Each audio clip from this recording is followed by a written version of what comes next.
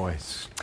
New questions now about Benghazi and whether or not more security could have saved the lives of 4 Americans. Listen to this exchange between Senator Ron Johnson and the Joint Chiefs Chairman General Martin Dempsey here. So I think the assumption would be if we had maybe 16, which means 4 people full-time guards at that consulate, probably that attack never would have occurred.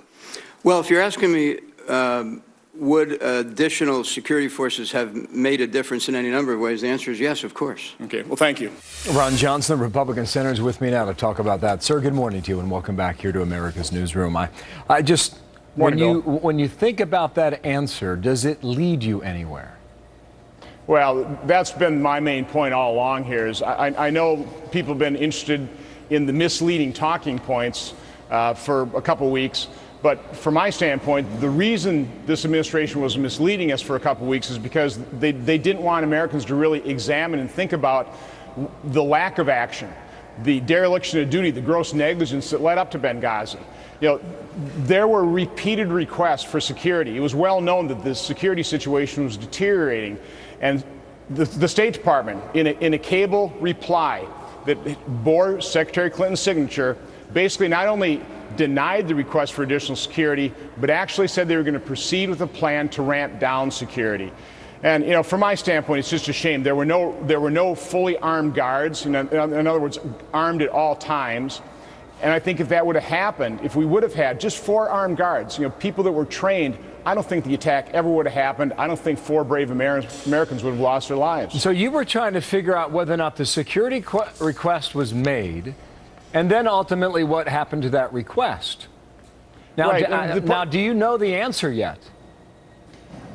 Well, we certainly know the security requests were made and that they were denied. I mean, that we know. One of the points I was making, because this was a budget hearing, is we had a number of Democrat senators, you know, point to Republicans that, you know, hey, we're cutting the budget, so the State Department didn't have the funds. The fact of the matter is, the Department of Defense, upon request by the State Department, will provide that security.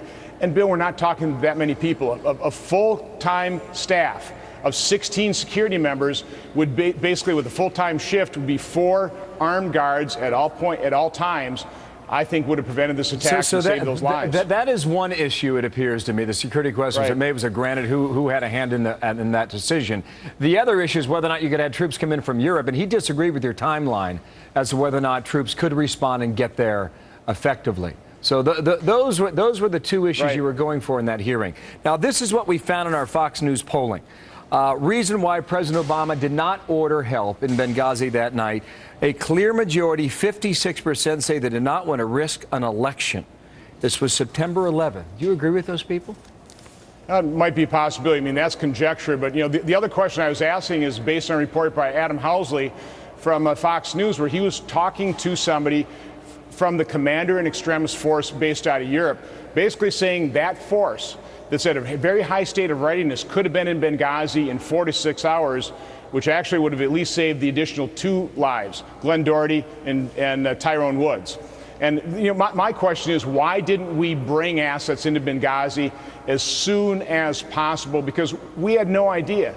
At the time, nobody knew how long this thing was going to last and what it might have blown up into.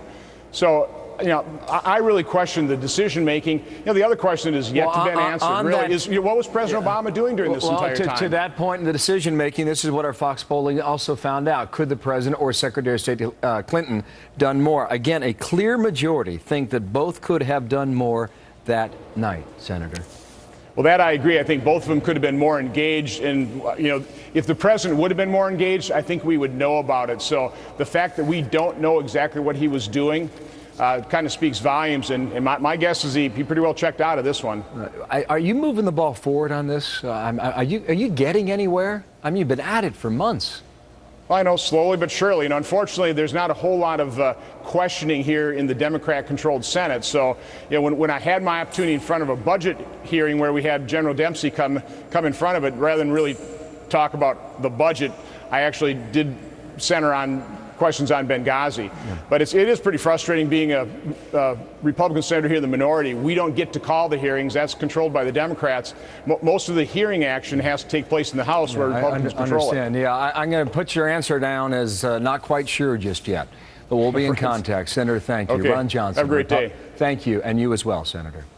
So here you have it. 9 months later, he's still trying to look for answers. I thought that last answer was very telling. He's only getting a little bit of progress right now. Right, and obviously, according to the polls, the American people are very interested in this issue. And you think back to Greg Hicks' testimony, and you wonder if there are others out there who are willing to come forward about what they know, because there are people who know more about what happened that